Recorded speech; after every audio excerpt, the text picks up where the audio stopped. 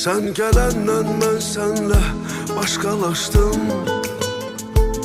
Sənlə böyüdüm, sənlə uşaqlaşdım. Sənlə ayaqdayam, hərdən olsam da yorğun. Sən varsansa mən görünmərəm solğun.